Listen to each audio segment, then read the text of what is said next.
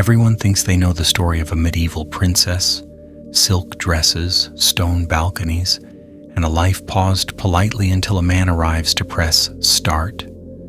That story is comforting, cinematic, and completely false. The real one begins colder, darker, and with far fewer choices than anyone likes to admit. We grew up believing fairy tales were exaggerations, that reality was simply a rougher version of the same dream. Less music, more mud, but still romantic at heart. History, unfortunately, did not get the memo. In the real medieval world, princesses were not dreams waiting to come true. They were agreements waiting to be enforced. Their childhoods were short, their futures pre-signed, and their value carefully calculated long before they understood what any of it meant.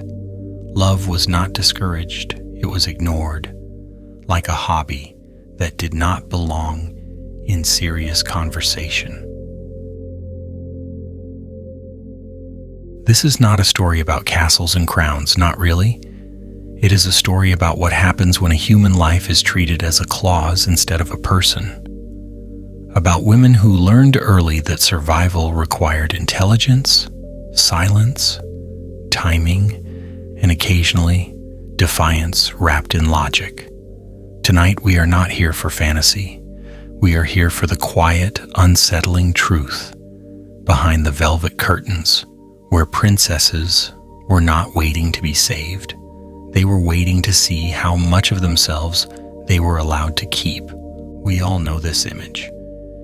Even if we've never consciously agreed to it, the medieval princess, floating somewhere between history and fantasy, wrapped in layers of fabric that somehow never get dirty, hair perfectly brushed despite the absence of shampoo, standing on a stone balcony that is always sunlit and never cold, gazing into the distance with a look that suggests deep thoughts, when in reality she is waiting, patiently and politely, for a man she's never met to arrive and fix the entire trajectory of her life, preferably on horseback, preferably attractive, preferably emotionally unavailable, but redeemable through love. Sometimes he is a prince, sometimes he is a knight, sometimes there is a dragon involved because stories like to stay interesting, sometimes there is a curse, sometimes a slipper, sometimes a tower, sometimes all of the above, but the key promise is always the same.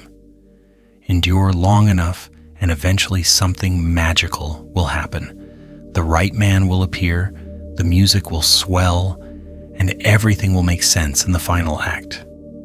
It is a comforting image, deliberately so, soft around the edges, safe, familiar, an image we were given very early, polished and repeated until it felt natural, until the idea of being a medieval princess seemed not only tolerable but enviable, a life of beauty, leisure, romance, and significance. A life where your biggest problem is boredom and your greatest danger is falling in love with the wrong person, which sounds dramatic until you realize how gentle that danger actually is. History, unfortunately, has never been particularly invested in our comfort. History does not care about soft lighting or swelling music or satisfying third acts. History does not pause to check whether a story feels right emotionally. It simply continues, messy and loud and deeply inconvenient, dragging the truth behind it like something heavy being pulled across stone.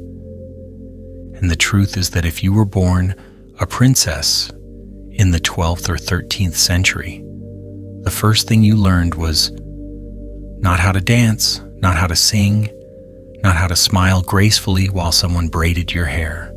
The first thing you learned was how to endure discomfort without complaint, how to exist inside cold stone walls without expecting warmth, how to remain composed while everything about your life was being decided in rooms you were not allowed to enter. Endurance was not a virtue, it was a requirement. The second thing you learned was more unsettling. You were not the protagonist of your own story. You were not even a supporting character in the modern sense. You were an object with narrative importance, a clause in a treaty, a movable piece on a board, dominated entirely by men who referred to you in the same breath as land, money, and military advantage. You were not someone people asked questions of. You were someone people made plans around. This is where the fairy tale quietly collapses, if you look at it for more than a moment, because fairy tales are built on the assumption that the princess is waiting for life to begin, while history insists that her life began the moment she was born, and from that moment on, it belonged to everyone except her. The dresses, which we imagine as light and flowing, were heavy, layered, restrictive, designed less for comfort and more for visibility, so everyone could see exactly who you were and who you belonged to. The hair, which we imagine loose and romantic, was almost always covered, pinned, restrained, because a noblewoman's body was never truly her own. It was a symbol, and symbols must be controlled. The balcony, that iconic balcony, was not a place of reflection. It was cold, exposed, and practical, a defensive structure first, and a poetic one.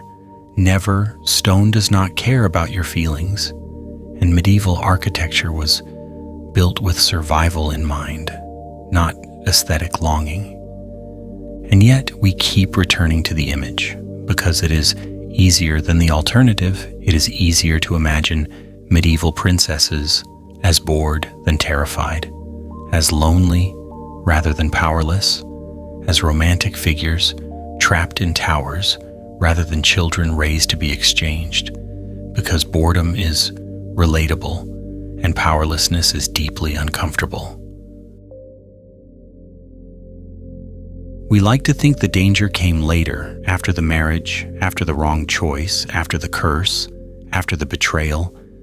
But the danger was present from the beginning, quiet and bureaucratic, disguised as normality, your name written into agreements before you could read, your future negotiated before you could speak in full sentences.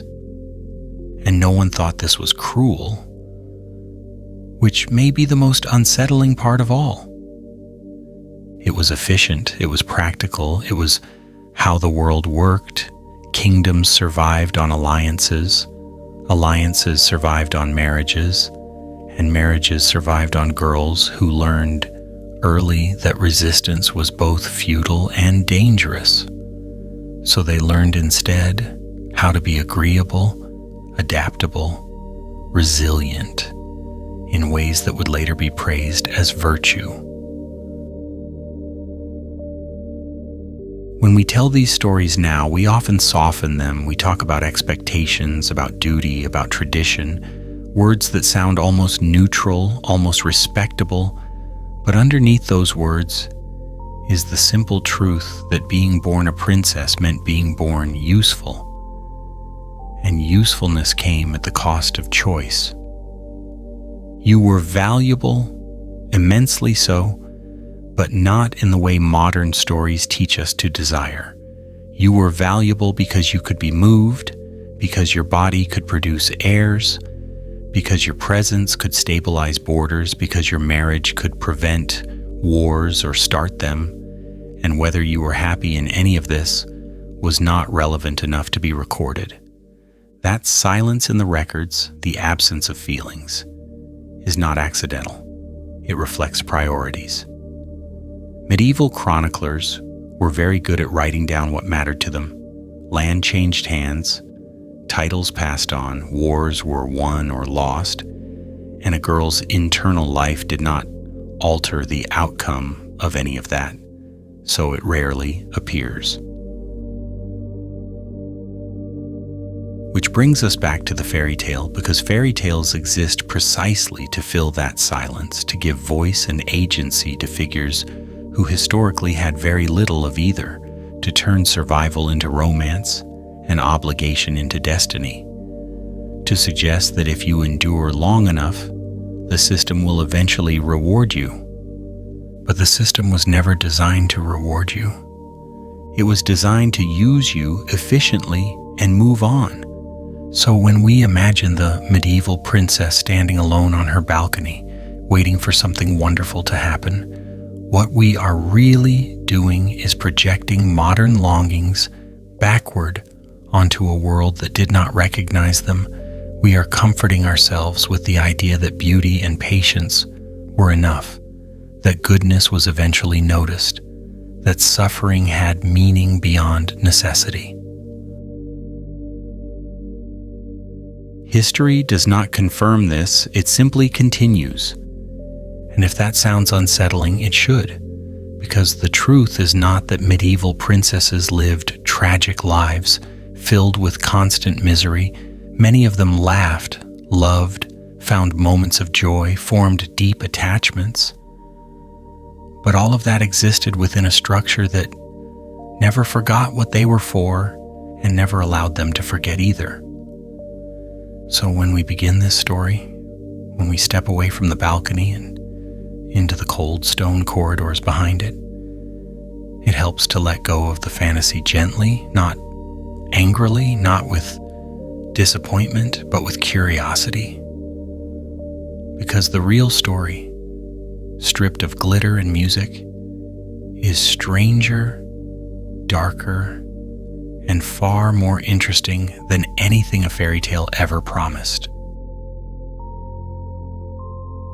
Waking up in a castle, cold, dark, and a smell that defies language.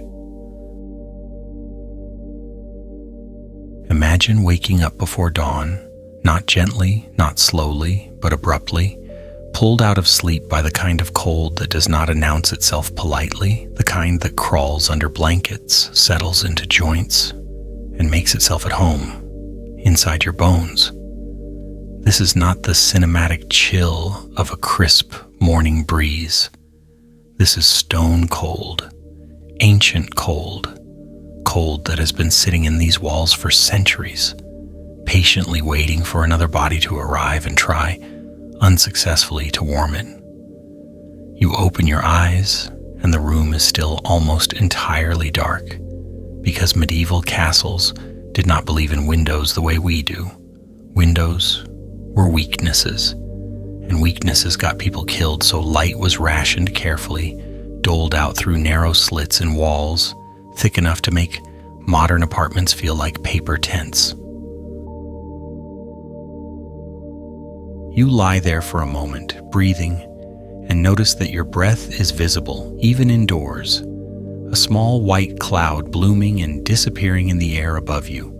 Proof that warmth is something you will have to earn today, if it can be earned at all. Somewhere nearby, a servant has placed a brass pan filled with heated stones beneath your bedding.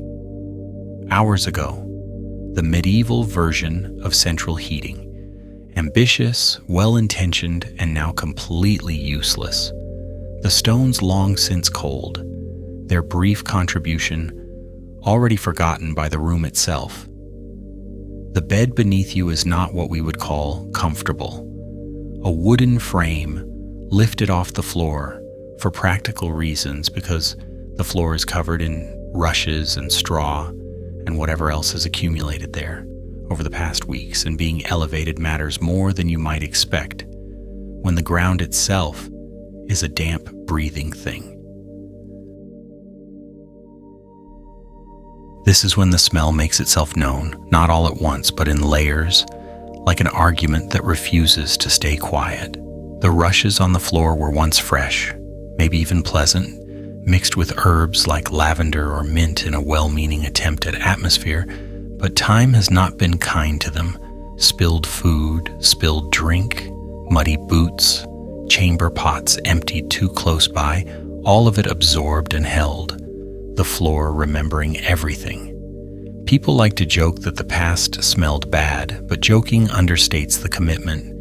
This was not an occasional unpleasantness, it was a constant presence, an environment, a fact of life, you did not notice it so much as live inside it, the way fish live inside water. Somewhere in the room, or possibly the room next door, a rat has decided to begin its day with enthusiasm. Scratching sounds echo faintly through the stone, a reminder that castles were never empty spaces. They were ecosystems shared with animals both welcome and unwelcome. Dogs slept indoors, sometimes on the floor, sometimes on furniture. Bones from last night's dinner were discarded casually because waste management was a concept still waiting for its moment. Occasionally, something died in the rushes and stayed there until someone noticed, which might take a while because attention was a finite resource and the medieval world had many demands on it.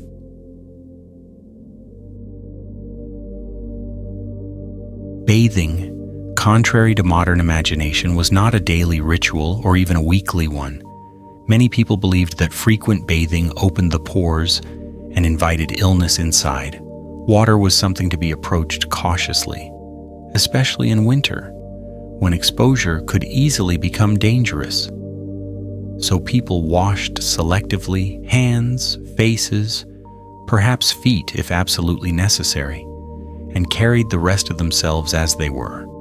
Layers of fabric absorbing sweat and smoke and whatever the day required. Perfume existed, of course, herbs and oils and sachets tucked into clothing, but these were negotiations, not solutions. Attempts to redirect attention rather than eliminate the problem entirely. Getting dressed was an event, not because it was glamorous, but because it was complicated. The linen shift you slept in was replaced or adjusted, another layer added, then another: wool, velvet, fur. If you were particularly fortunate or particularly important, the weight settling onto your shoulders slowly, reminding you with each piece that mobility was not a priority. Many garments fastened at the back, laces and ties you could not reach yourself, which meant waiting, standing still while someone else tightened and secured you into place. An early morning lesson in dependence before the day had properly begun. Your hair was braided, pinned, covered, because letting it hang loose was considered inappropriate for a noble woman. Modesty was not just moral, it was political. Your appearance reflected not only on you, but on your entire family, and mistakes were rarely treated as personal. All of this took time and patience, and the quiet understanding that discomfort was normal, expected, even virtuous. Complaining did not make the cold go away. It did not make the smell improve. It did not make the day shorter. So you learned to exist alongside these things, to treat them as background noise in a life already full of obligations. The castle itself did not care whether you were awake or asleep. It loomed around you with the same indifference it showed everyone. A structure built to endure siege, not to nurture comfort. Its priorities entirely practical and entirely unforgiving. Outside, the world was beginning to stir, servants moving through corridors, fires being coaxed back to life in kitchens, animals making their presence known, the day assembling itself piece by piece. You could hear it before you saw it, the distant clatter of work beginning, the low murmur of voices, the scrape of wood on stone, all of it reminding you that you were not alone even when you felt isolated, even when the room felt impossibly quiet. Privacy, as we understand it, did not exist. Rooms were shared, lives overlapped constantly, solitude was rare and usually temporary. And yet, despite all of this, people adapted. Humans are remarkably good at that. They learned which drafts to avoid, which corners were slightly warmer, which servants might sneak an extra blanket your way if you smiled at them just right. They learned to ignore certain smells and fear others, to sleep through noises that would keep a modern person awake all night. The body adjusted, expectations shifted, and what would horrify us now became routine then, not because it was pleasant, but because it was unavoidable. This is the environment a medieval princess woke up in, not a sunlit chamber filled with birdsong, but a dark, cold space that demanded resilience before breakfast. And this was just the beginning of the day, before politics, before lessons, before negotiations, before the quiet awareness that everything about her existence was being observed, evaluated, and ultimately used. There is something almost darkly funny about how much effort goes into making fairy tales forget this part. How many illustrations skip directly from sleep to beauty, from waking to wonder, as if the intervening reality might ruin the mood. But reality has a way of insisting on itself, even centuries later. And if we are going to talk honestly about medieval princesses, we have to start here, in the cold, in the dark, surrounded by smells that resist romanticization, because this was the baseline, the everyday, the unglamorous foundation upon which everything else was built. Before there were alliances and marriages and dramatic acts of defiance, there were mornings like this, breath fogging the air, stone pressing in on all sides, and the quiet understanding that comfort was not something you were meant to expect, only something you might occasionally be lucky enough to borrow. How old you are doesn't matter because your life is already decided. You could be 7 years old, 8 years old, 9 years old. The number does not matter in the way we expect age to matter. It does not measure readiness or understanding or desire. It simply marks how much time has passed since your birth. And time in this world is not something that belongs to you. Somewhere else, in a room you will never enter, men are speaking your name out loud, not with affection, but with calculation. They are discussing you the way one discusses borders or harvests or troop movements, calmly, strategically, without any urgency to know who you are as a person, because who you are is irrelevant to what you represent. Your marriage has already been agreed upon, not promised or imagined or hoped for, but written down, sealed, and filed away with other documents that matter far more than feelings ever will. Someone has decided who you will marry, where you will live, what language you will speak, which customs you will adopt, and how many children you will be expected to produce for a family that is not yours and may never truly feel like it is.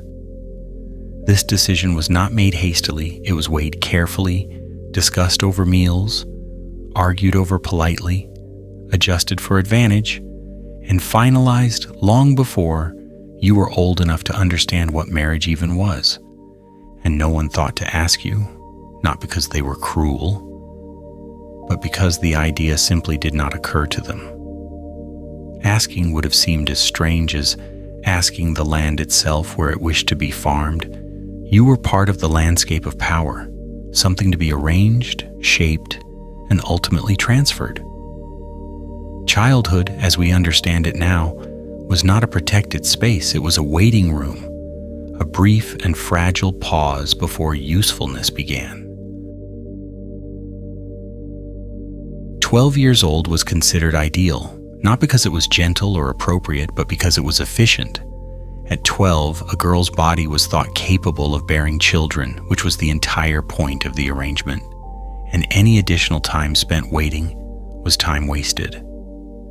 Education, such as it was, focused on obedience, piety, and presentation, on preparing a girl to be acceptable in a court that was not her own, to smile at strangers who would soon be family, to hide fear behind manners, polished carefully for this exact purpose. Love, if it appeared at all, was expected to follow marriage, not precede it, and even then, it was optional. Love was a bonus, not a requirement, a pleasant accident rather than a goal, and many people went their entire lives without expecting it. Poetry and songs spoke of romance because reality did not provide it reliably. Art filled the space where life fell short, and everyone understood the difference between the two. From a modern perspective, this feels shocking, even cruel, but to the medieval mind it was practical. Alliances kept kingdoms stable, marriages secured alliances, and daughters were the most flexible pieces available. Sons inherited land and titles, daughters connected families, spread influence, and ensured continuity. Their value lay in their ability to move, to cross borders, to belong elsewhere without resistance, and from a very young age. They were taught to accept this as natural. This acceptance did not come easily at first. Children resist what they do not understand, but resistance was discouraged gently at first and firmly later. A girl who asked too many questions was reminded of duty. A girl who cried was comforted and then redirected. A girl who refused outright was corrected because refusal was not an option the system could accommodate. Over time, most learned to adapt, to internalize expectations until they felt like choices, because believing you chose something is far easier than living with the knowledge that you never could. The irony, subtle and persistent, is that these girls were often raised with stories of great women, saints, queens, heroines of faith and legend, figures who endured suffering and were rewarded for it, narratives designed to inspire patience and acceptance rather than rebellion. Strength, in this context, did not mean changing your fate. It meant surviving it gracefully, performing your role well enough that history might remember you kindly, if it remembered you at all. When marriage finally came, it was often to someone much older, a man who had already lived a full adult life by the time you were learning how to hold a conversation without revealing too much. This age difference was not considered strange, it was logical. Older men were established, powerful, capable of providing stability. Young girls were fertile, adaptable, and easier to mold to new environments. The imbalance was a feature, not a flaw. Ensuring control flowed in one direction only. The wedding itself was grand because it needed to be. Spectacle reinforced legitimacy. Public celebration masked private uncertainty. You would be dressed elaborately, adorned with symbols of wealth and alliance, surrounded by people who viewed the event as a success, regardless of how you felt. Your body was the site where politics became visible, where agreements took form, and everyone present understood the significance of that transformation. What followed was not a happily ever after, but a beginning of another kind of endurance. Leaving behind everything familiar, traveling to a foreign court, adapting to new customs, new expectations, new hierarchies, all while being watched closely for signs of failure or defiance. Pregnancy was expected quickly because fertility was proof of success, and each birth carried risk, pain, and the possibility of death. A possibility so common, it was rarely remarked upon. Throughout all of this, love remained peripheral. It might grow, it might not, and neither outcome changed the expectations placed upon you. A successful marriage was one that produced heirs and maintained alliances. Emotional fulfillment was secondary at best. Women who found affection in their marriages were fortunate. Women who did not were expected to carry on regardless, because personal happiness was not considered a political necessity. And yet, within this rigid structure, people were still human. Girls felt fear, excitement, curiosity, longing, even hope. Emotions did not disappear simply because they were inconvenient. They existed quietly, privately, expressed in letters that might never be sent, in prayers whispered at night, in moments of connection that felt fleeting and precious. The system did not account for these inner lives, but they persisted anyway. Because inner lives always do. What is most unsettling is not that these arrangements existed, but how normalized they were, how rarely they were questioned, how completely they shaped the lives of those within them. To be a medieval princess was to be raised with the understanding that your future was already written, that your role was to step into it gracefully when the time came, and that doing so was not only expected, but praised as virtue. So when we talk about age in this context, when we say 7, 8, 9, we must remember that these numbers did not protect anyone. They did not delay decisions or soften outcomes. They simply marked time passing toward a moment everyone else was already prepared for. Childhood ended not with maturity, but with usefulness. And usefulness arrived on a schedule that did not bend for innocence. This is the quiet reality beneath the fairy tale, the part rarely illustrated or sung about because it does not resolve neatly. It lingers, uncomfortable and unresolved, reminding us that the past operated on rules very different from our own, and that for many girls born into power, the price of that power was the absence of choice, long before they were old enough to understand what choice even meant. Joan of Acre, a princess born in the middle of war. Joan of Acre did not enter the world quietly. She was not born in a warm chamber behind thick stone walls. There were no familiar banners hanging nearby, no stable court waiting patiently outside the door. She was born during a crusade, inside a military camp in the Middle East, surrounded by dust, armor, foreign heat, and the low, constant tension of people who expected violence at any moment. This detail alone tells you almost everything you need to know about her life, because from the first breath she took, Joan was not a child first, she was a circumstance. Her birthplace gave her the name history remembers her by, Joan of Acre, not because it sounded elegant, but because it was useful.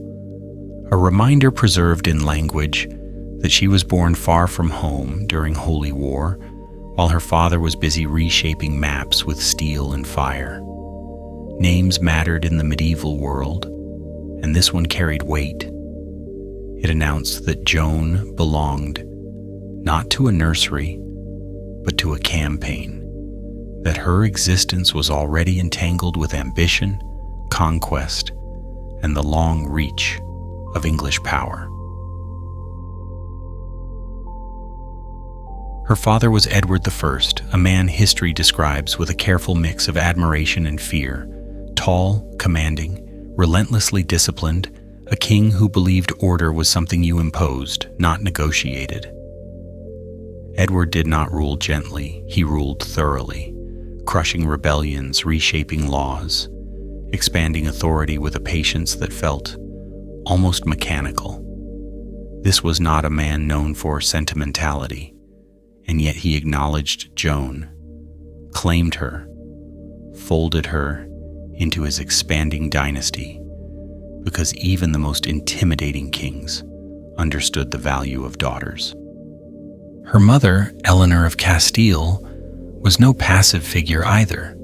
Though history often flattens her into the background, Eleanor spent much of her life pregnant, traveling, negotiating, enduring, she followed Edward across continents, through campaigns and courts, giving birth repeatedly in conditions that would horrify modern medicine.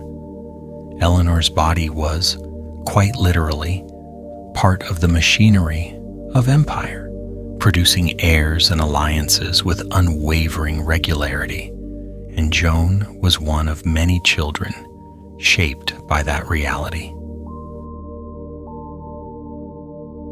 Joan's earliest years were not defined by a single place but by movement. The English royal court did not stay still. It traveled constantly, a vast, noisy procession of people, animals, furniture, documents, and expectations. Imagine a medieval government that refused to sit down, that dragged itself from castle to castle, manor to manor, asserting presence simply by arriving. This was how authority was maintained, visibility was power, and Joan grew up inside this moving world. To modernize, this sounds chaotic, and it was. But it was also normal. Children like Joan learned early how to sleep anywhere, how to ignore unfamiliar sounds, how to adapt quickly to new surroundings, because stillness was rare. One week you were in a stone fortress, the next in a drafty manor, then on the road again, mud clinging to everything, conversations interrupted by logistics. Stability was not a place, it was a routine of disruption. This kind of childhood produced a particular skill set, not softness, but awareness. Joan learned to read rooms long before she learned to read words. She learned which moods meant danger, which silences were safe, which adults mattered at any given moment. Court life was not gentle, it was observant, and survival depended on understanding hierarchy instinctively. Even as a child, Joan was never just present, she was being seen, evaluated, remembered. There is something almost darkly ironic about a girl born in a war zone, growing up to be used primarily as a diplomatic tool, as if violence simply changed form around her. Instead of armies, there were negotiations. Instead of swords, there were contracts. But the underlying logic remained the same. Power moved through her, not because of who she was, but because of where she stood in the web of royal bloodlines. Joan spent significant portions of her early life separated from her parents, a common practice among nobility. Children were often sent away to be raised in other households for education, safety, or political convenience. Attachment, as we understand it now, was a luxury, not a priority. Joan learned independence, not because it was encouraged, but because it was unavoidable. Familiarity was temporary, relationships were conditional, and goodbyes were routine. And yet, despite this, or perhaps because of it, Joan developed a reputation later in life for being unusually willful, even defiant. This is where her story becomes interesting, because she did not fit neatly into the expectations placed upon her. She had been shaped by chaos, raised in motion, born without peace, and that kind of beginning tends to produce people who do not sit comfortably inside rigid systems. But that defiance did not emerge from nowhere. It was built slowly, in childhood moments history rarely records. A girl watching servants scramble to pack an entire household before dawn, a child listening to whispered political arguments she was not supposed to hear, a princess noticing that decisions always happened elsewhere, but consequences always landed close to home. Awareness accumulates quietly, and by the time it becomes visible, it feels sudden. Joan of Acre did not grow up dreaming of romance in the way fairy tales suggest. Her world was far too practical for that.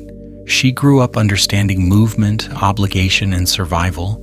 She learned that safety was temporary, and authority was portable, that power arrived on horseback and left just as quickly. These lessons shaped her long before marriage negotiations ever entered the conversation. What makes Joan unsettling is not that she suffered more than others. Many princesses endured similar conditions, but that she remembered what it felt like to begin life in instability. And she carried that knowledge forward. She was not born into peace and later disturbed by politics. She was born into politics fully formed, and peace was the unfamiliar concept. This is the foundation of her story. A girl born in a tent during a holy war, named for a foreign city, raised among endless movement and quiet calculation. Before she became a problem for her father, before she shocked the English court, before she made choices she was never supposed to make, she was simply a child who learned early that the world did not slow down for anyone, and that if you wanted to survive it, you had to learn how to stand steady while everything else kept moving. As Joan grew older, the chaos of her childhood did not resolve into stability. It simply became more organized. The court still moved, the faces around her still changed, and the rules still shifted depending on who currently held influence. But now she was old enough to understand that none of this was accidental. The movement was strategy, the noise was governance, and her place within it all was carefully defined, even if no one bothered to explain it to her directly. She was a princess, which sounded impressive but functioned more like a long-term investment, slowly increasing in value. By the time Joan reached adolescence, negotiations surrounding her future were no longer theoretical. Her father, Edward I, was not known for patience with inefficiency, and daughters, once they reached a certain age, were expected to be deployed. Joan was married young, as expected, to Gilbert de Clare, Earl of Gloucester, one of the most powerful men in England, significantly older, immensely wealthy, politically convenient, and already experienced in both war and marriage. The match made perfect sense on paper, which was all that truly mattered. From the outside, it looked like success. Joan became Countess of Gloucester, her status elevated, her household expanded, her position secured. From the inside, it was a familiar pattern repeating itself. Her body and title reinforcing alliances, her presence stabilizing power structures she had no hand in designing. If she felt anything about this arrangement, history does not record it clearly, but the absence of complaint should not be mistaken for the absence of thought. Gilbert died after years of marriage, leaving Joan widowed while still relatively young, with children and land, and a future once again open to negotiation. Widows, particularly wealthy ones, occupied a strange space in medieval society. They were simultaneously vulnerable and powerful, legally constrained yet unusually autonomous. Joan, for the first time, had room to maneuver, and it is here that her story takes its most unexpected turn. Edward I, ever practical, began arranging another marriage for her, this time with a man chosen carefully to serve royal interests. Joan, however, had already chosen differently. She had fallen in love, an inconvenient development, with Ralph de Monthermer, a knight of comparatively low status, a man entirely unsuitable by political standards. This was not a subtle rebellion, it was a direct challenge to the logic that had governed her entire life. What makes this moment remarkable is not simply that Joan loved someone inappropriate, but that she acted on it. She married Ralph secretly, without her father's permission, knowing exactly what the consequences could be. Edward's reaction was immediate and furious. Ralph was imprisoned, Joan's lands were confiscated, and the message was clear. Defiance would not be tolerated, not even from a daughter born in a crusade. And yet, something unexpected happened. Joan did not retreat. She did not beg forgiveness or deny her choice. Instead, she confronted her father with a calm, almost unsettling logic. She reminded him, politely but firmly, that noblemen were allowed to marry beneath their rank without scandal, and that denying her the same right simply because she was a woman exposed the hypocrisy of the system. This argument, recorded in chronicles, is startlingly modern, not emotional, not romantic, but rational. Edward eventually relented, releasing Ralph, restoring Joan's lands, and recognizing the marriage. This was not a victory in the way fairy tales frame victories. Nothing about the system fundamentally changed, but within its rigid boundaries, Joan carved out a space for personal choice, however limited. It is tempting to romanticize this moment, to frame Joan as a medieval feminist hero, but that would flatten her story just as much as the fairy tales flatten others.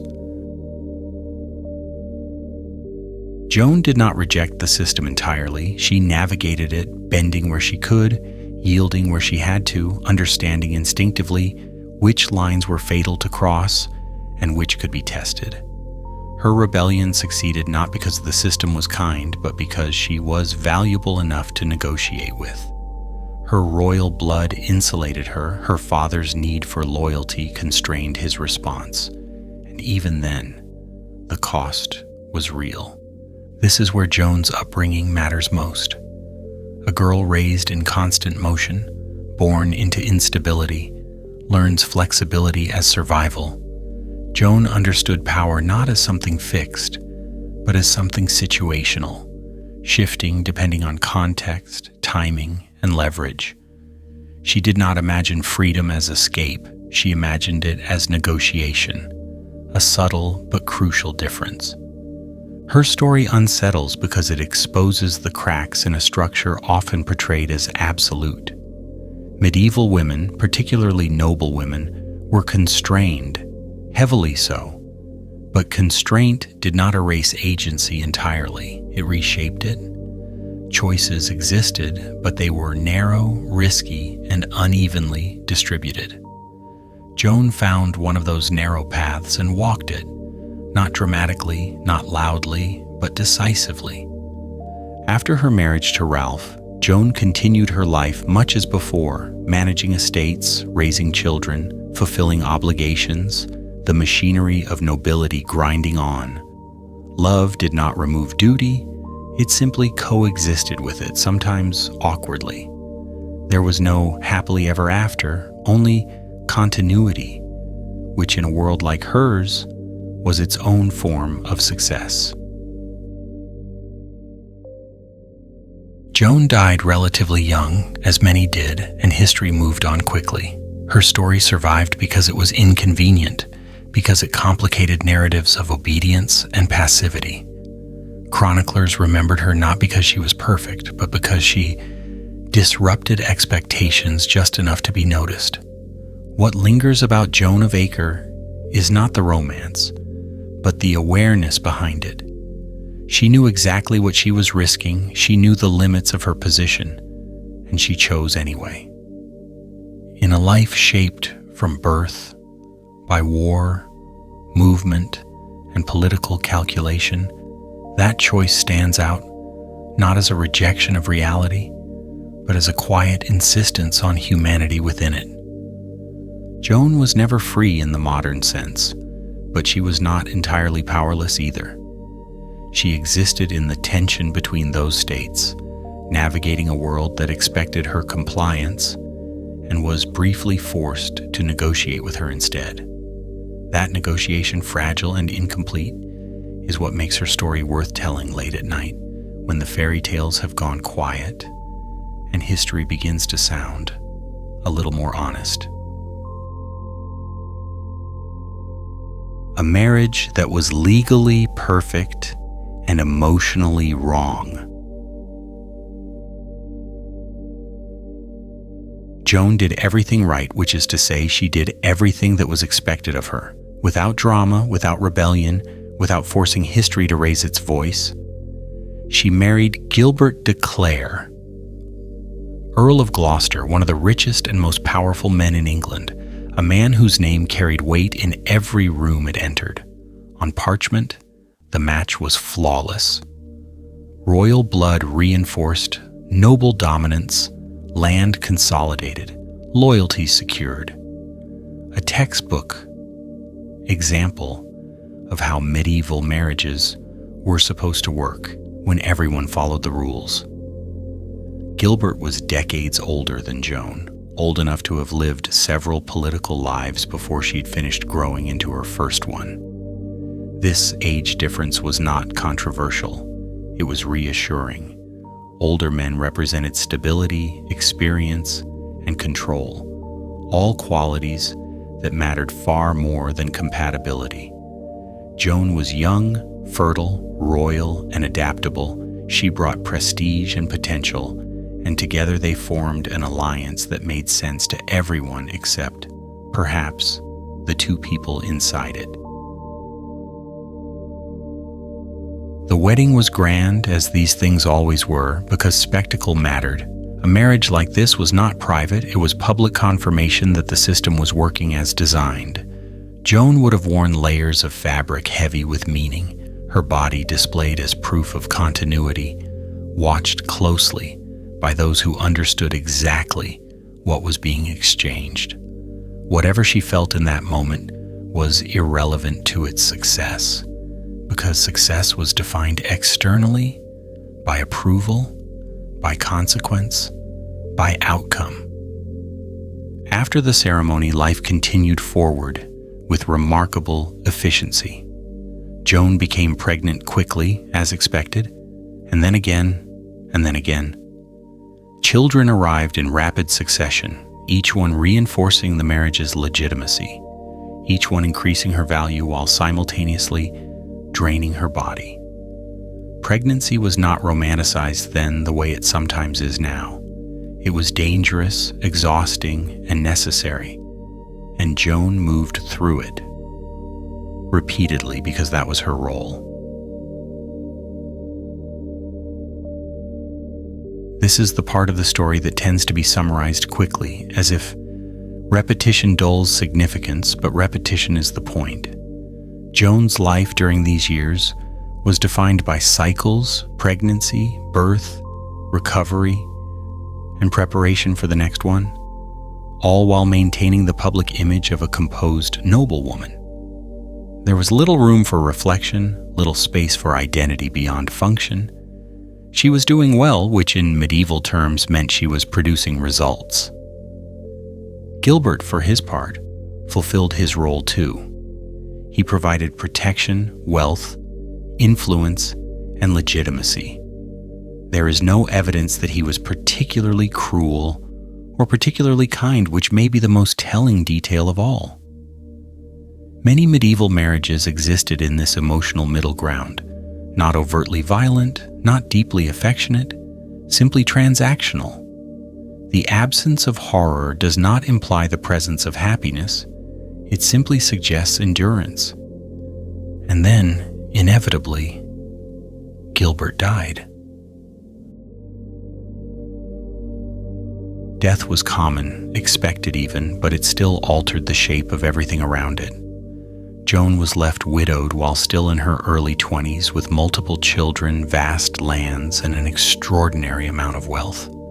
Grief, if she felt it, existed alongside something else entirely: opportunity.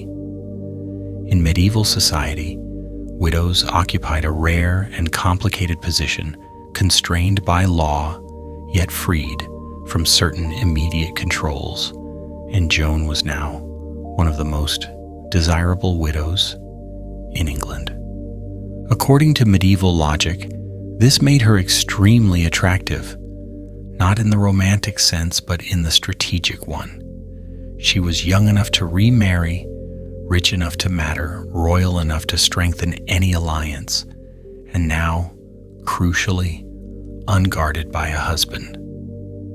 Where once she had been deployed carefully, now she became a prize once again, her future reopening like a negotiation that had simply been paused, not concluded. The sadness of this moment lies not only in Gilbert's death, but in how quickly Joan's personal loss was absorbed into political calculation. Widowhood did not grant her rest, it granted her attention. Her value did not decrease with grief, it increased. Where modern narratives might offer her time to mourn, medieval reality offered her suitors, plans, and expectations almost immediately. There is something quietly unsettling about how well Joan had performed her role. She had followed the rules, fulfilled the requirements, produced heirs, maintained alliances, and emerged from the marriage wealthy and influential. By every measurable standard, her marriage had been a success.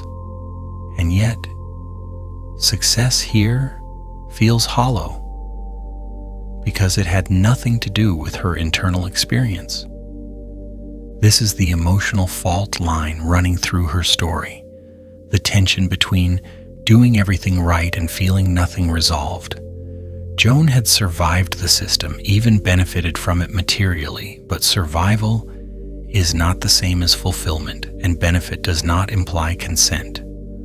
Her body carried evidence of duty fulfilled, but her future remained something others felt entitled to shape. The court's interest in her was immediate and intense. Edward I, her father, saw a chance to reinforce power once again, to use Joan's status to secure further loyalty, and from his perspective, this was reasonable.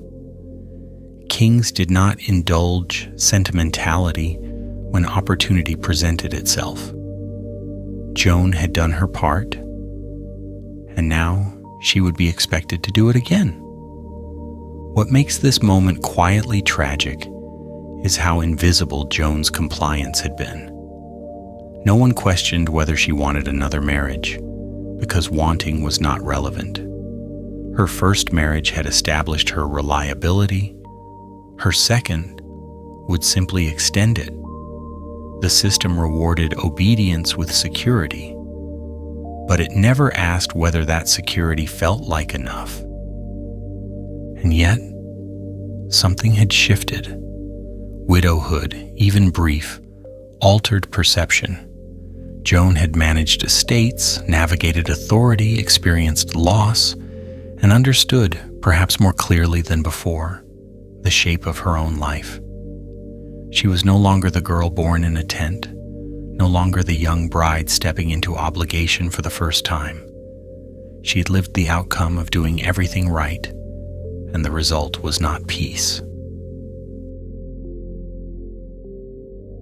This quiet awareness matters because it sets the stage for what comes next. Joan's later choices do not emerge from recklessness or romance alone, they emerge from experience. She'd followed the script and seen where it led. The sadness of Part 5 is not dramatic or explosive. It is muted, steady, almost resigned. The sadness of realizing that correctness and happiness are not the same thing. Her marriage to Gilbert de Clare was lawful, advantageous, and socially perfect. It was also emotionally vacant in ways history rarely bothers to record. Joan did not fail this marriage, she completed it. And in doing so, she discovered that completion did not bring closure, only continuation.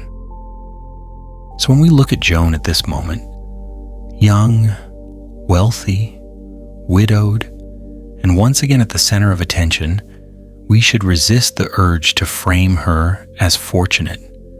She was desirable, yes, but desire in this context was a kind of pressure, a reminder that her life was still open to claim. She had survived one correct marriage, and the world was already preparing her for another, because in medieval logic, a woman like Joan was never meant to remain unused for long. Loving the wrong man, Joan's greatest crime. Joan did not fall in love the way fairy tales like to pretend love happens suddenly, innocently, as if the universe itself approved. Her love was quiet, inconvenient, and deeply inappropriate. His name was Ralph de Monthermer, and by the standards that mattered most, he was nobody. No ancient bloodline traced carefully through centuries, no title heavy with land and obligation, no political weight that could be measured, counted, or exchanged. He was a knight, competent, loyal, present, which, in medieval politics, was not nearly enough.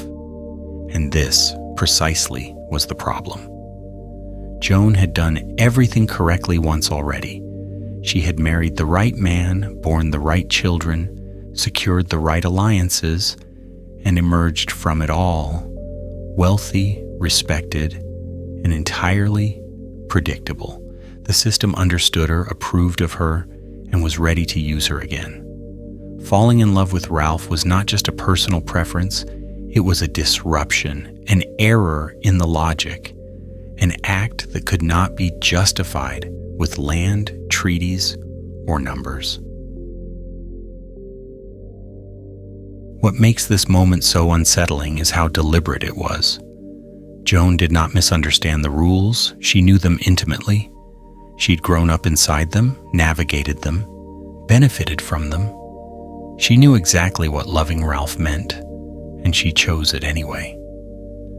This was not youthful ignorance or reckless passion. It was informed defiance, and that made it far more dangerous. The two married in secret. No announcements, no negotiations, no royal permission requested or granted. There was no public spectacle, no carefully staged approval, just a quiet ceremony that treated their union as something personal rather than political. In medieval terms, this was nearly unthinkable. Marriage was a public act of alliance. Secrecy stripped it of legitimacy, and legitimacy was everything. When Edward I discovered what his daughter had done, the reaction was immediate and theatrical, because kings, like systems, do not enjoy being surprised. Chroniclers tell us he was so furious that he threw his crown into the fire, an image that has survived precisely because it captures something essential, the illusion of control, burning briefly before being retrieved and restored. Edward was not just angry as a father, he was offended as a ruler because Joan had acted without asking, and asking was the entire point. Ralph was arrested and thrown into prison, not because he was dangerous, but because he was accessible. Joan's lands were confiscated, her income stripped away, her status temporarily suspended, the system responding the only way it knew how, through punishment and spectacle. The message was clear. This is what happens when you forget your place.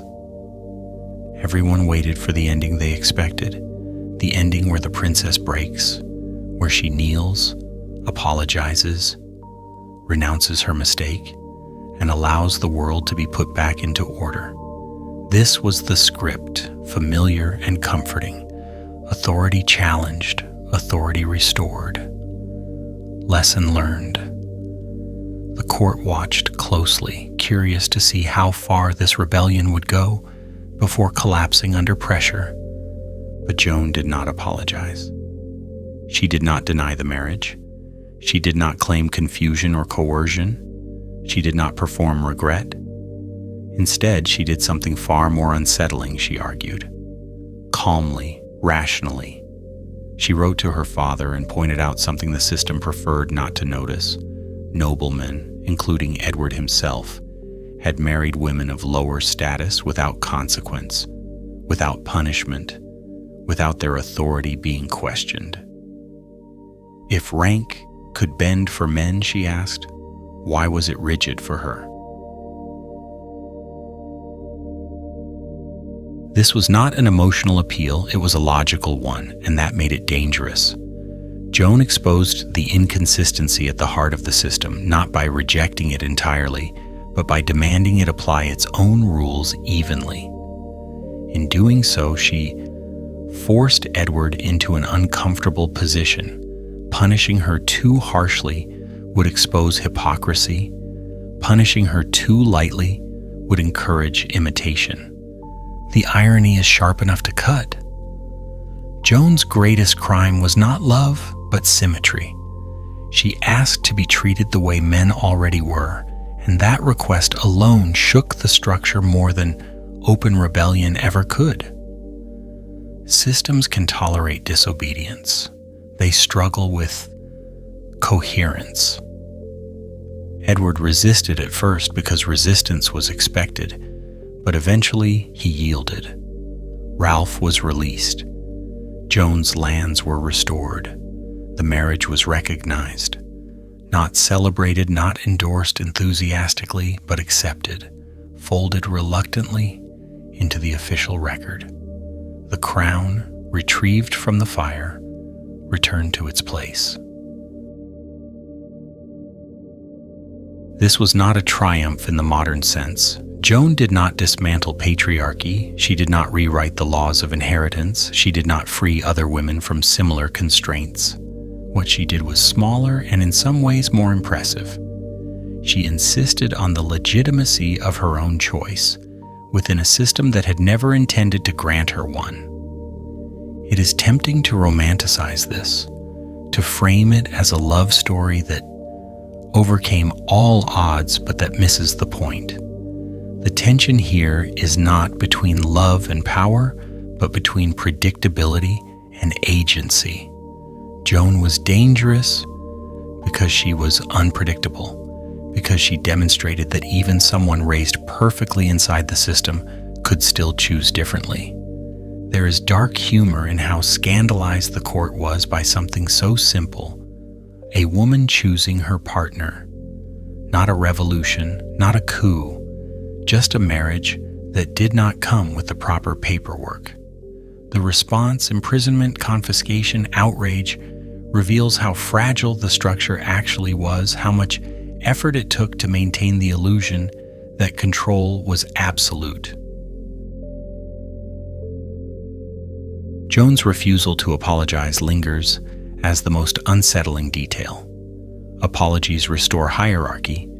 They reaffirm who has the right to decide.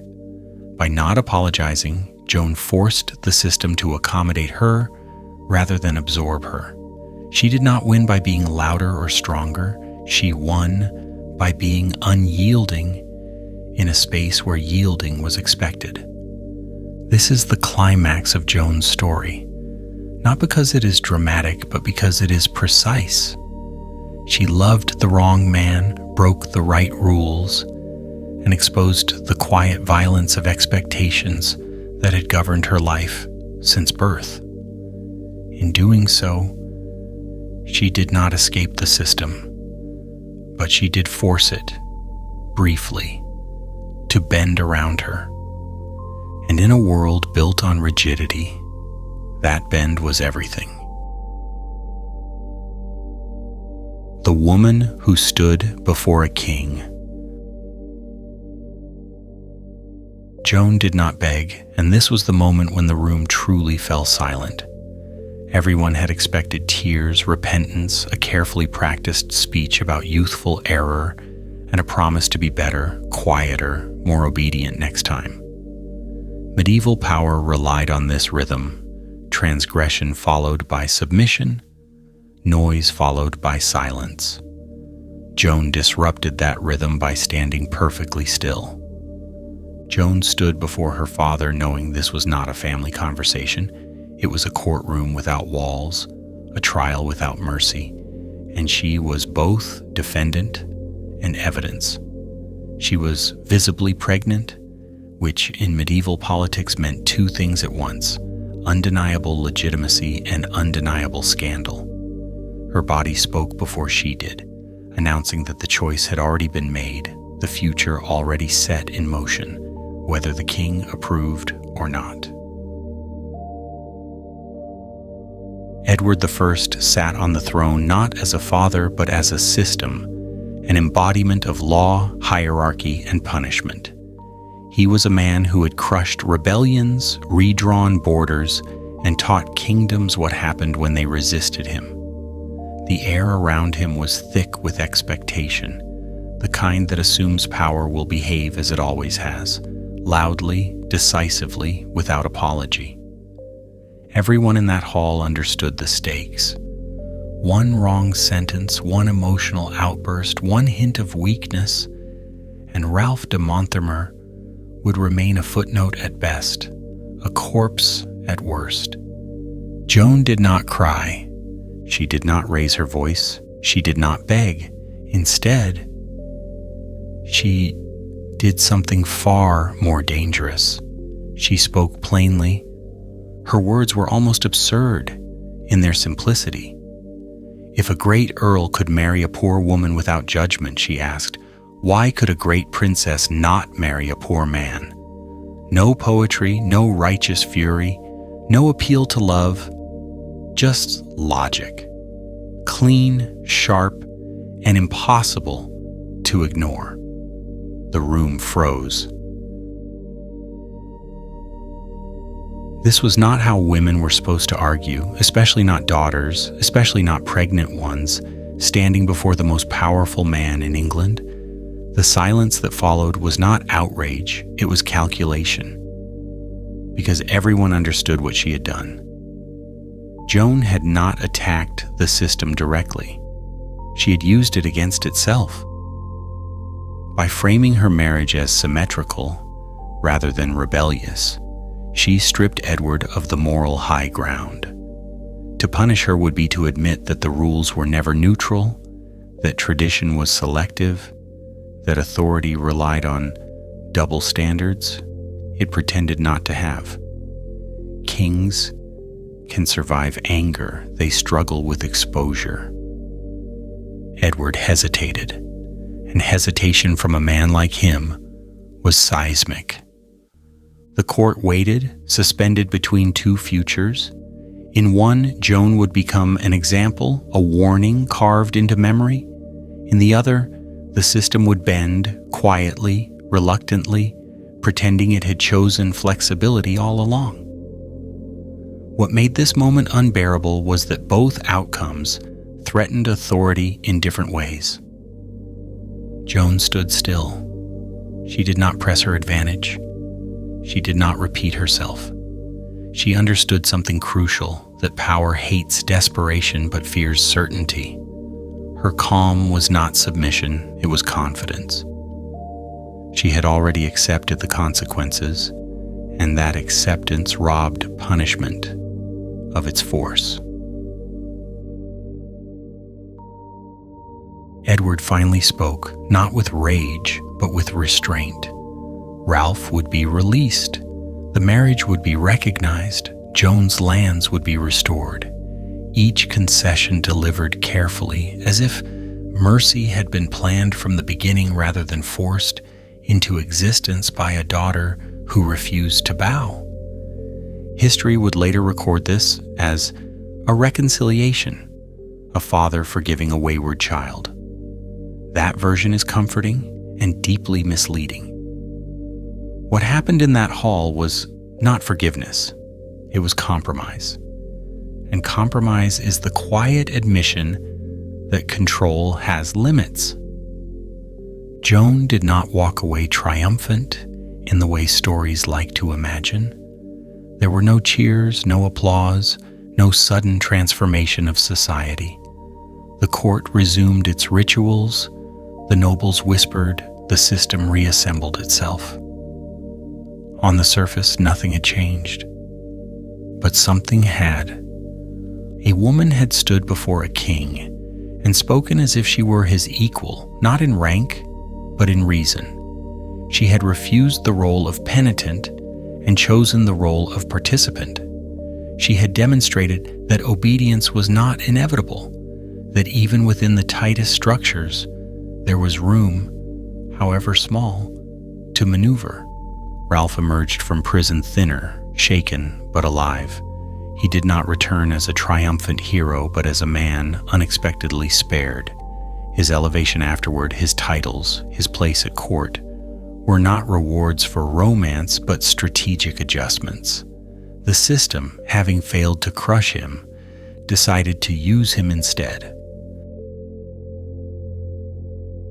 Joan returned to her life changed, but not diminished. She remained a wife, a mother, a landholder, a political figure. She had not escaped the constraints of her world, but she had negotiated them on her own terms.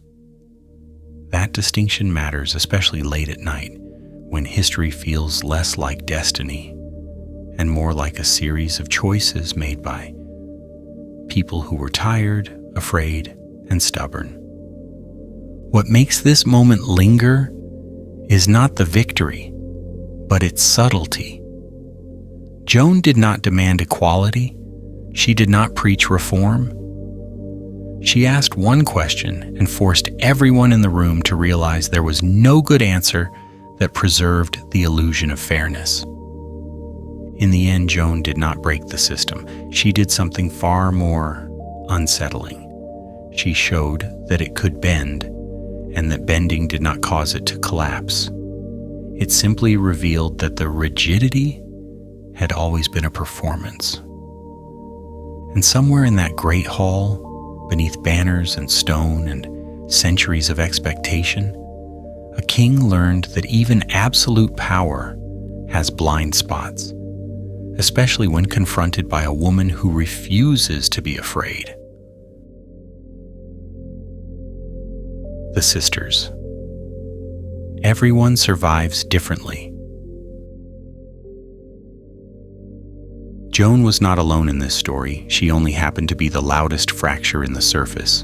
Beneath her lived other women, her sisters, moving through the same world with different tools, different tolerances for pain, and different ideas of what survival even meant. History rarely groups them together, but late at night, they belong side by side, a quiet study in adaptation. Eleanor, the eldest, learned early that strength was not decorative. She had been trained almost like a prince, taught how to manage land, command loyalty, and make decisions while men were away doing the dramatic parts of history. When her husband was captured in war, Eleanor did not wait for rescue or permission. She gathered resources, organized defenses, wrote letters, raised money, and held territory. There was no applause for this, only expectation, because competence in a crisis becomes invisible very quickly. Eleanor survived by becoming indispensable, which is one of the most exhausting forms of power. She carried authority quietly, knowing that visibility invited challenge, and challenge invited punishment. Then there was Mary, the nun, although that word does a lot of work and tells very little truth. She was placed in a convent as a child, not because of spiritual calling, but because she was surplus, one more daughter than politics knew what to do with. Inside those walls, she discovered a loophole. Mary gambled loudly and often. She drank good wine, traveled with an entourage, commissioned books, and treated religious life less as renunciation and more as strategic insulation. The irony is sharp. The woman who officially gave up the world enjoyed more freedom than many who remained inside it. Holiness became camouflage, and the vows meant to restrict her ended up protecting her from scrutiny. Margaret chose architecture. Married into foreign power, surrounded by mistresses she did not choose, and expectations she could not escape, she responded by building castles, estates, spaces that announced presence without requiring permission. Stone does not argue, it endures. Margaret learned that if her body was not fully hers, the landscape could be.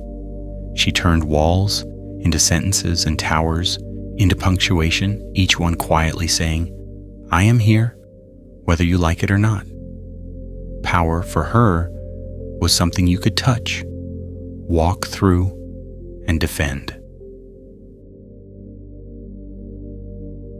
Elizabeth endured motherhood the way soldiers endure campaigns. Marriage after marriage, pregnancy after pregnancy, loyalty demanded without rest. She followed the rules more closely than any of them and paid the price in exhaustion. 10 children, constant travel, political crises, and the steady erosion of health. Her survival strategy was obedience, and it worked until it didn't. Elizabeth died young, worn down not by rebellion, but by compliance. The system accepted her fully and consumed her completely. There were others too, names that appear briefly and vanish, sisters who died young, daughters who never reached the age where choice was even theoretical. They matter as much as the survivors because they remind us how thin the margin was. Survival itself was an achievement, not a baseline. None of these lives are neat. None of them offer a moral lesson simple enough to frame and hang. What they share is not empowerment, but calculation. Each sister learned where resistance would break her and where it might bend the world instead. Some fought, some hid, some negotiated, some endured, and none escaped unmarked. Even the choices that looked successful carried private costs. History does not measure. This is the part history rarely lingers on, the quiet aftermaths, the women who did not spark scandals large enough to echo through textbooks. Yet together they reveal something deeply unsettling. There was no correct way to be a medieval woman, only options arranged like narrow bridges over deep water, each one swaying differently underfoot. Step too boldly and fall, hesitate too long and fall anyway. Late at night, when stories soften and the noise of heroism fades, these sisters feel more real than queens or legends. They were not symbols. They were people making choices, inside constraints so tight they could feel like fate. Joan bent the system, Eleanor mastered it, Mary exploited it, Margaret reshaped it, Elizabeth absorbed it, until there was nothing left to absorb. Each strategy worked until it didn't. What unites them is not sisterhood in the modern sense, but proximity. They watched each other, learned silently, adjusted expectations based on outcomes. When one suffered, the others recalculated. When one succeeded, the others noted the cost. Knowledge traveled not through speeches, but through observation, through who was allowed to keep her lands, who lost them, who was mourned publicly, and who disappeared quietly. Their mother, Eleanor of Castile, looms behind all of this, pregnant, traveling, calculating survival across decades. She taught them without formal lessons that endurance was not passive, it was active labor. You survived by paying attention, by remembering slights, by understanding when silence was safer than speech. The daughters absorbed this curriculum differently, each translating it into her own language of survival. Late-night history is not interested in heroes. It is interested in patterns. And the pattern here is painfully clear. Power rarely asked these women what they wanted, but it watched closely how they adapted. The system learned from them even as it constrained them. Their lives became case studies in what could be tolerated, what had to be punished, and what could be quietly allowed if it served stability. There is a strange, dry humor in how limited the menu was. Fight, hide, build, pray, obey.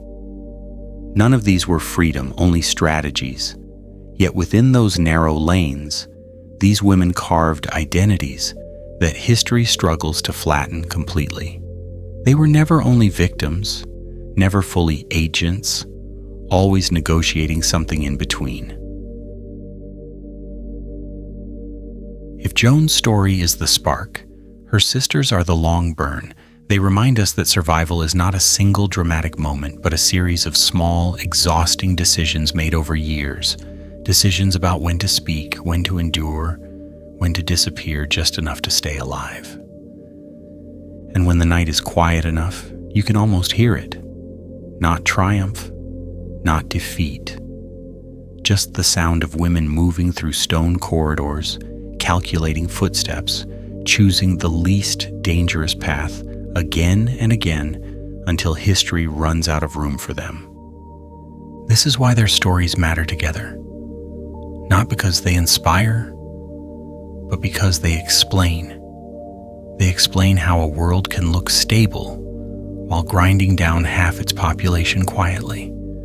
They explain how survival can be mistaken for consent. And they explain why rebellion, when it appears, feels so shocking, because it emerges from a landscape where endurance was the default setting.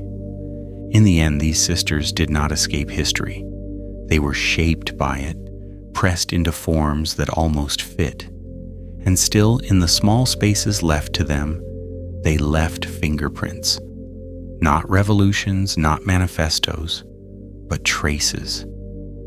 Enough to tell us that even in the darkest systems, people still make choices, even when all the choices hurt.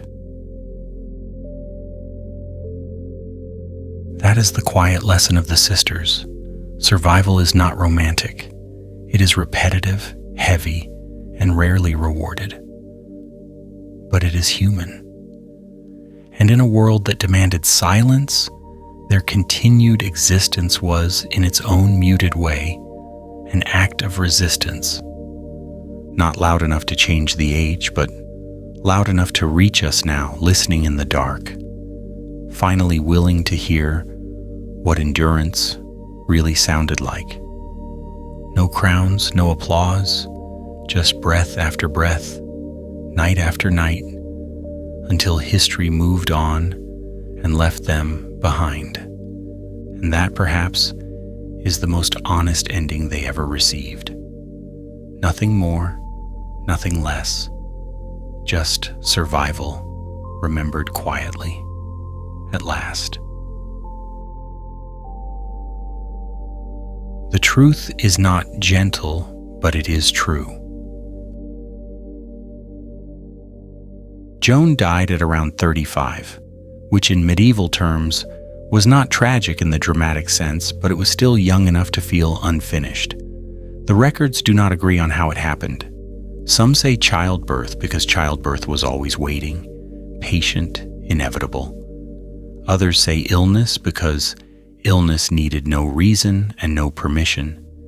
History shrugs here, vague, indifferent, already moving on to the next reign, the next war, the next man with a crown.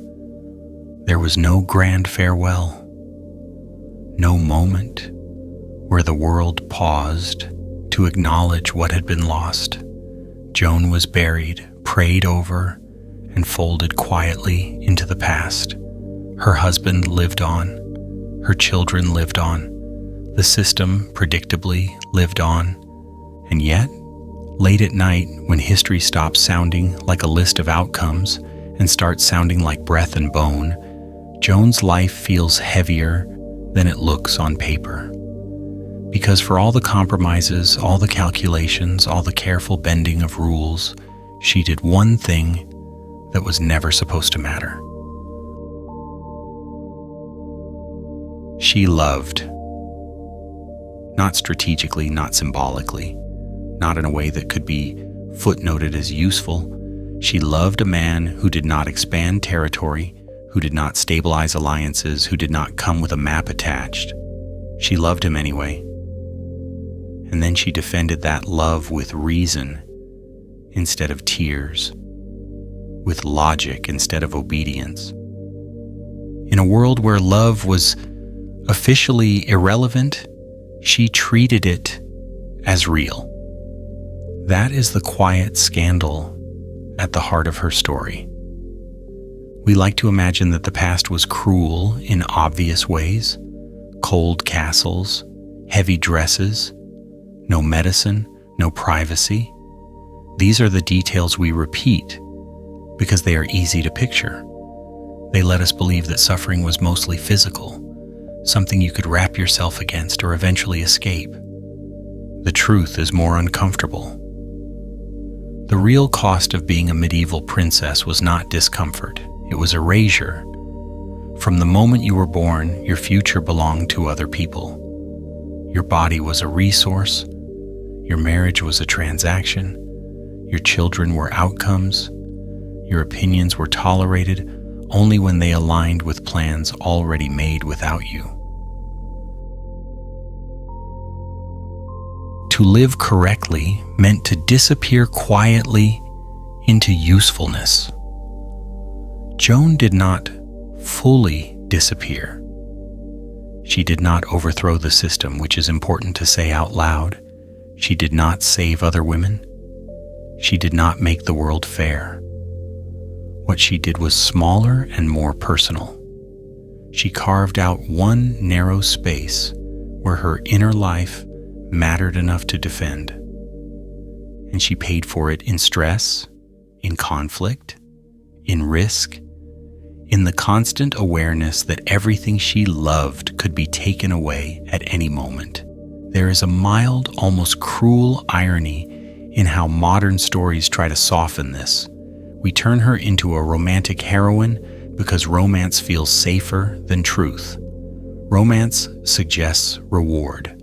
Truth suggests cost. The truth is that Joan's happiness existed alongside fear, alongside exhaustion, alongside the knowledge that she had survived, not because the world was kind, but because it had, briefly, decided to tolerate her. That tolerance was conditional, temporary, fragile, which brings us back to the original fantasy. The medieval princess on the balcony, the flowing gown, the quiet waiting, the idea that salvation arrives from outside carried by a man or a miracle wrapped neatly in destiny. History does not work like that. Real princesses woke up cold. They traveled constantly. They smelled things no one wants to imagine. They learned early that affection was dangerous and silence was safe. They survived childhood only to be handed over to marriages negotiated like land deals. If they wanted something real, something personal, something that belonged only to them, they had to fight quietly, intelligently, and at great personal risk. And even then, they did not win. They just lived a little more honestly before dying anyway. That is why you would not want to be a medieval princess. Not because the dresses were heavy. You could get used to that. Not because the castles were cold. Fires help. Eventually. Not even because death hovered close. Death hovers close now too. We just decorate it better. You would not want to be a medieval princess because being yourself was considered a threat, because wanting love was considered irrelevant, because choosing wrong even once could cost you everything. Joan chose wrong and somehow, improbably, survived long enough for that choice to matter. She loved. She argued. She refused to apologize for existing as more than a symbol. And then she died, as everyone does, without guarantees, without explanations, without a clean moral. Late-night history does not offer comfort. It offers clarity. Joan's story is not a lesson about bravery or rebellion. It is a reminder that systems endure by convincing people that compliance is safety. Occasionally, someone tests that belief and survives just long enough to prove it was never entirely true. That survival is not happiness. It is not victory. It is simply the space to breathe as yourself for a while. Joan had that space, briefly, at great cost. And that is the truth.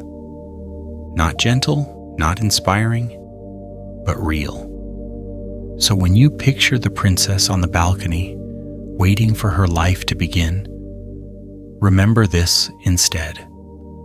Her life already began. The question was never when she would be rescued. The question was how much of herself she could keep before history took her anyway. Joan kept enough. And in the quiet, that counts.